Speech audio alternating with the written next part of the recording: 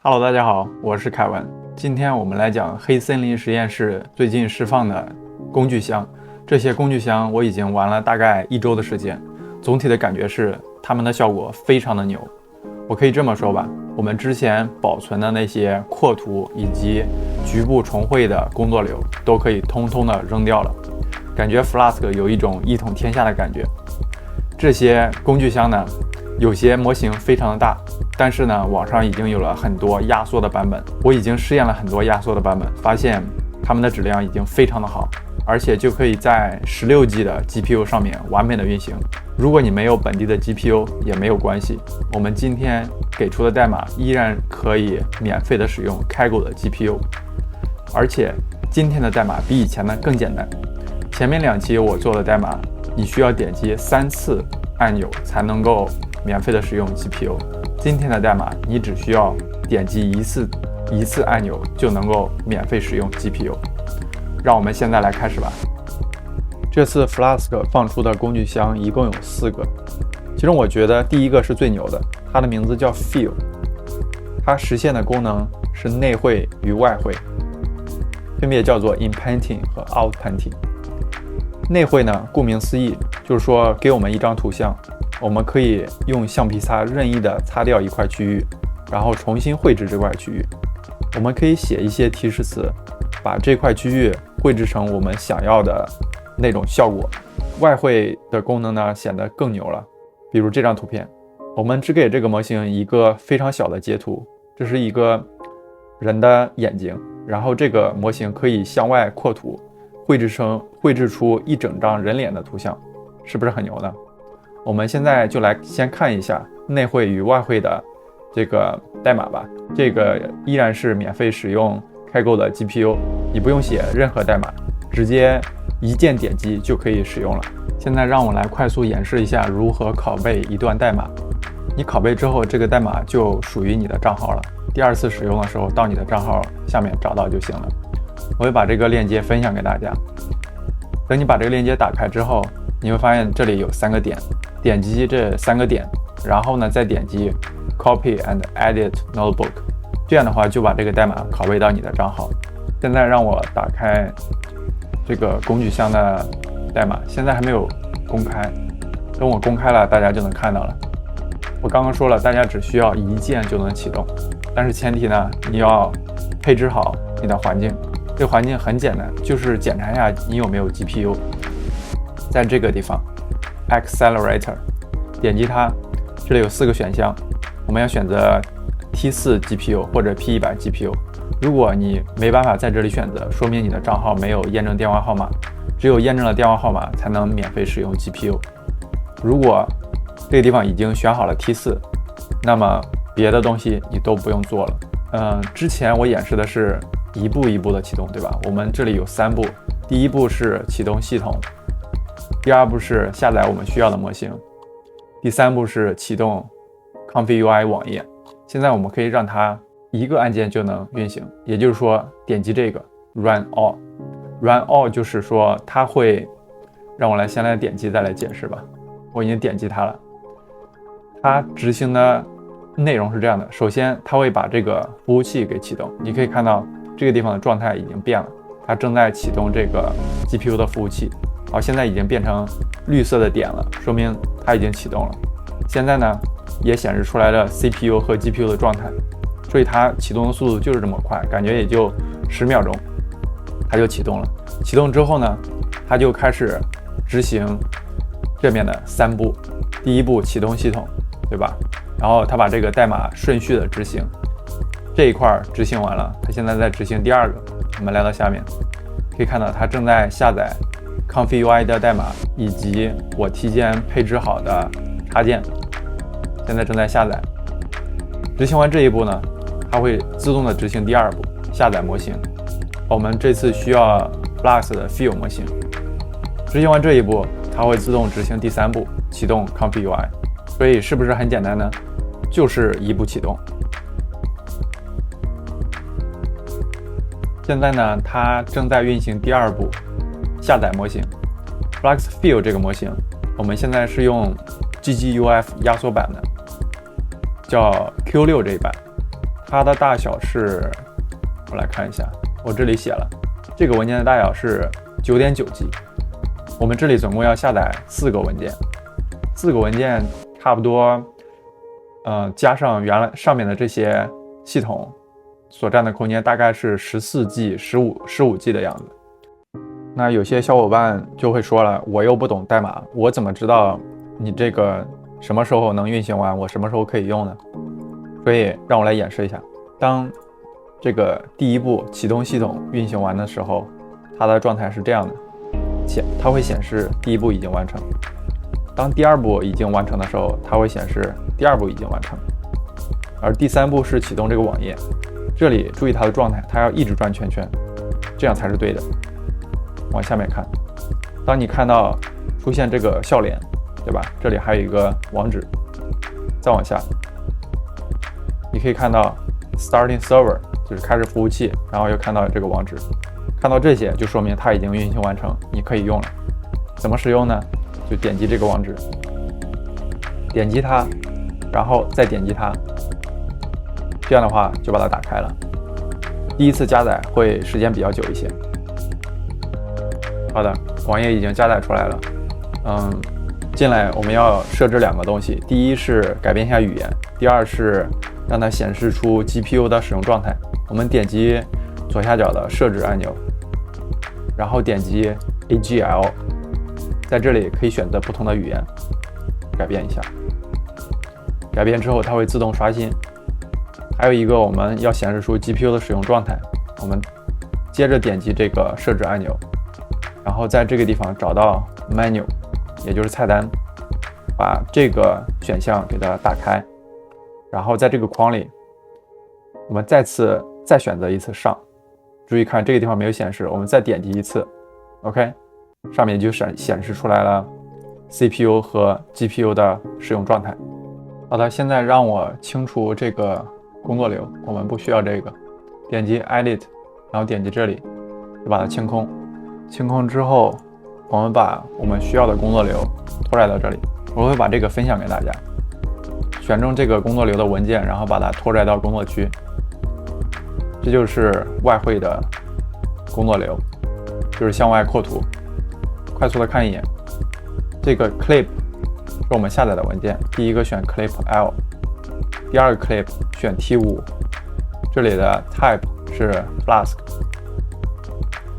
然后这里模型，因为我们只下载了一个模型，是这个 Q6 文件，选择它，这样就已经配置好了。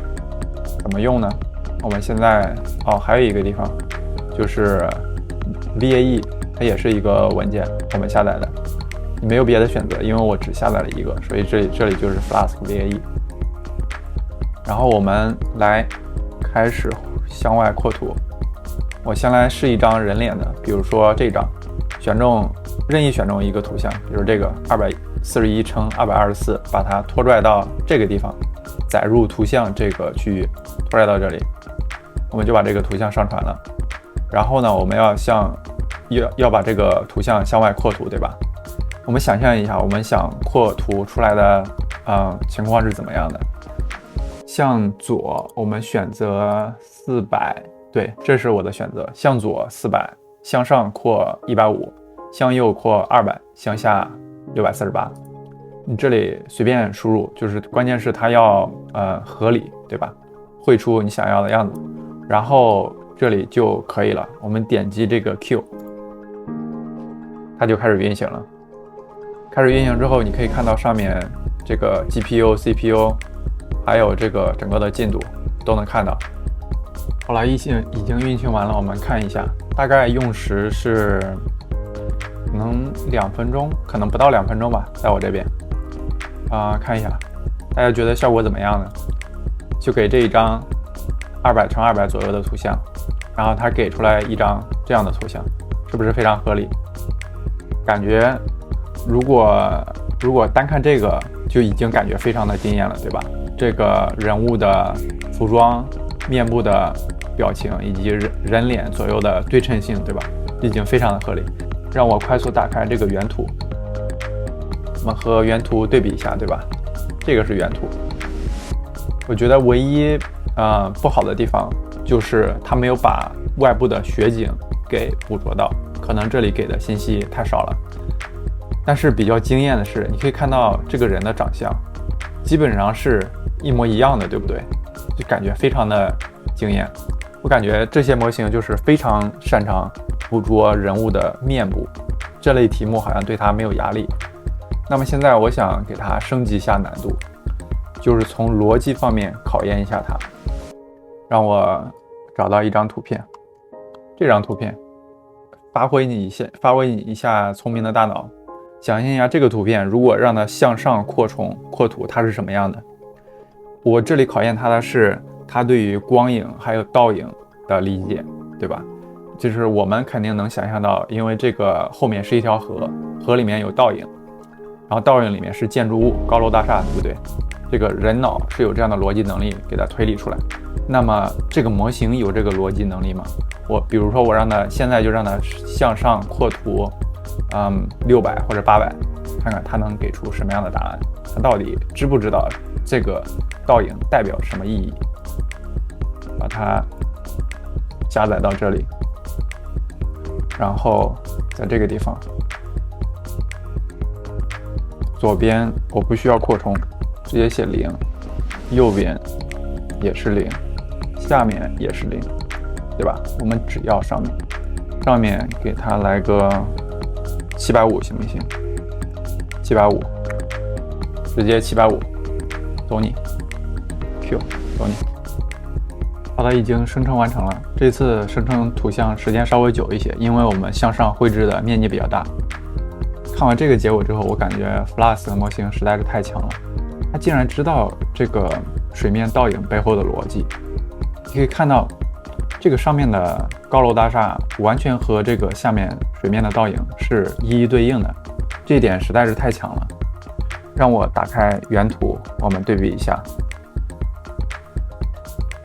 原图是这样的，可以说基本上是复刻了原图了，完全没有想到竟然这个模型什么情况，现在这么厉害了吗？是不是这个水面的倒影上面的楼就是一一对应的？而且细思极恐，我也发现了一个非常惊艳的地方。大家看到这个我们输入的这个图片里面，这个截图里面，水面这个地方是不是有云彩，对不对？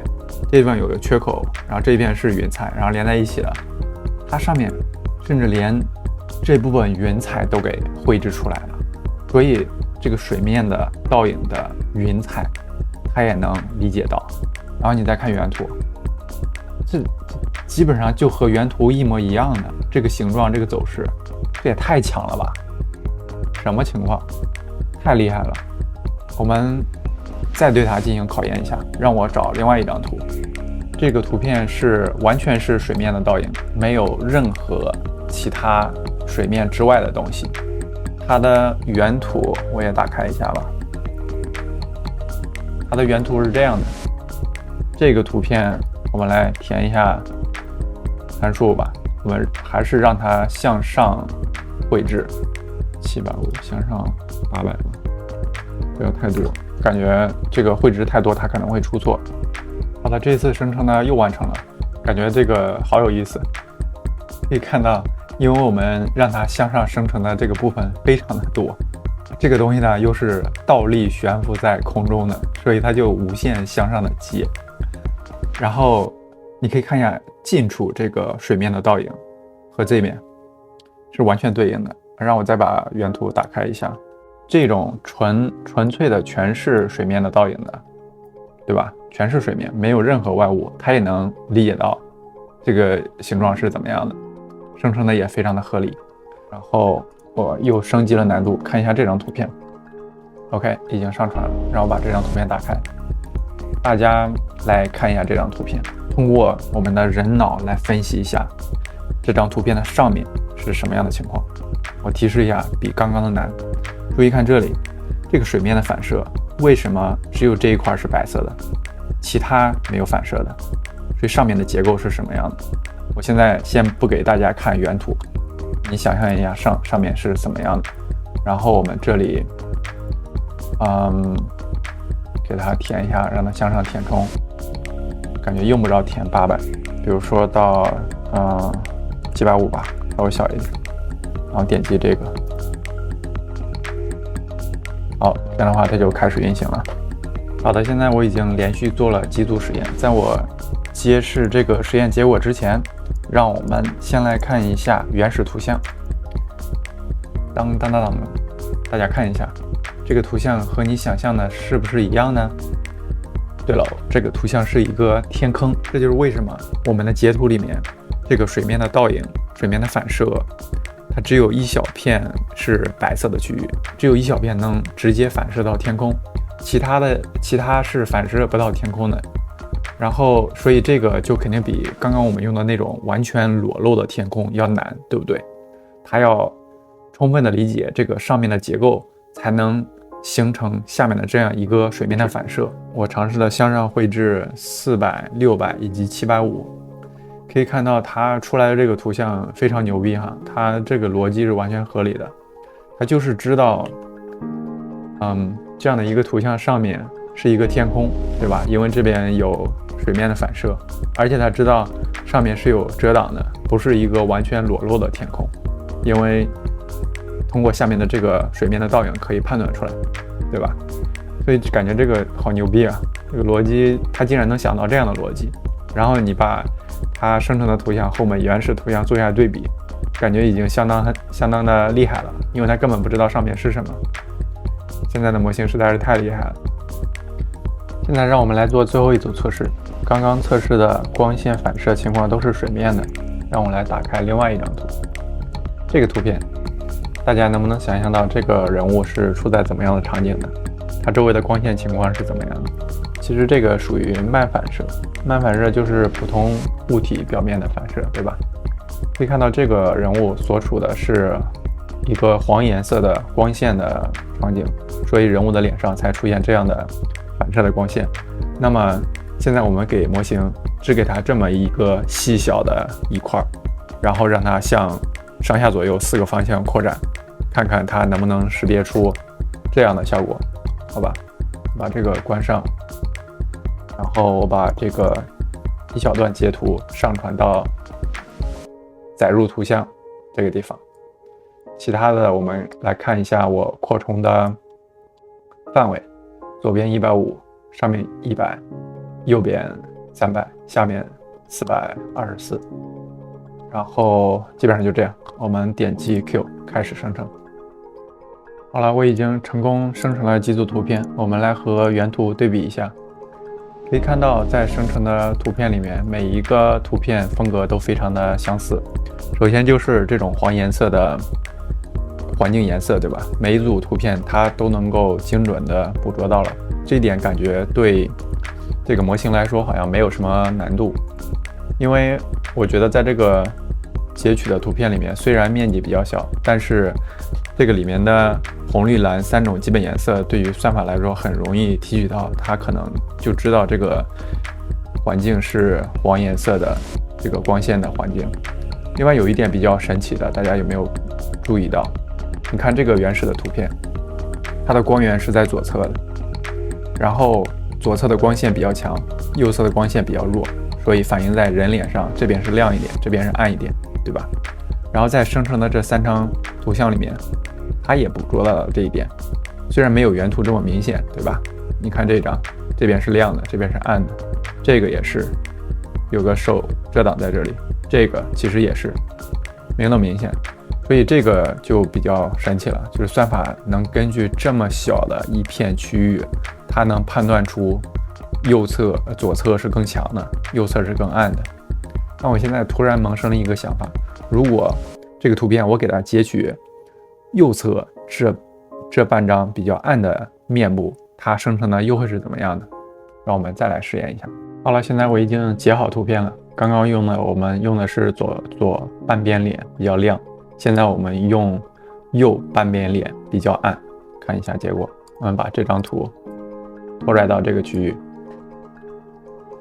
好的，现在已经是右边的3张脸，然后这里的所有的参数我都不改变，直接生成吧。等一下，左侧可能要左侧可能要多扩展一些，要不然的话生成图像可能会偏小。在这里我们要300，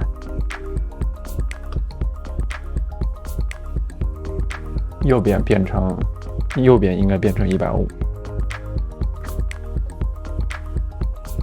让它生成的图像对称一下，点击生成。好的，现在已经成功生成了第一张图片，然后第二张我又让它开始运行了，可以看到依旧是非常的稳。现在我们只给它右半边比较暗的脸部，它生成的图片依然是非常的好。让我把原始图像打开，这张图像，对吧？它生成的风格和前面3张的风格首先是一样的，整体颜色是偏黄颜色的，而且右半边脸是比较暗的，左半边脸是比较亮的，甚至比前面3张效果还好。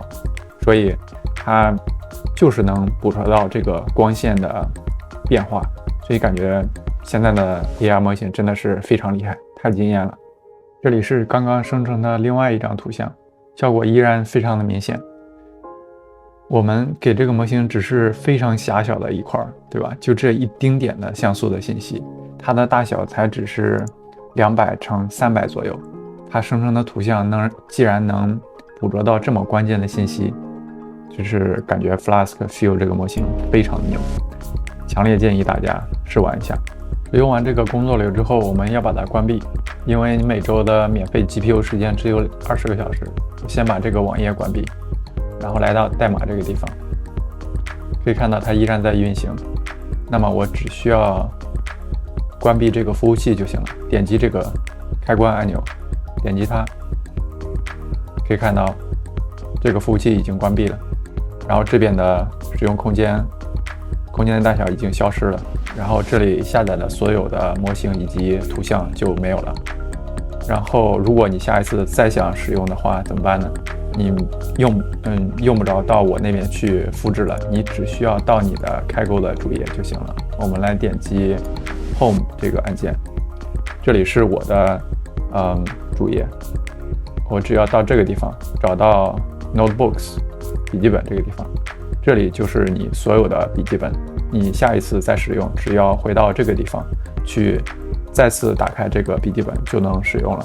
所以这个笔记本因为已经被拷贝到你的名字下面了。那么我会把这个代码公开，大家如果有什么使用上的问题，欢迎给我留言。我们下一次再见吧。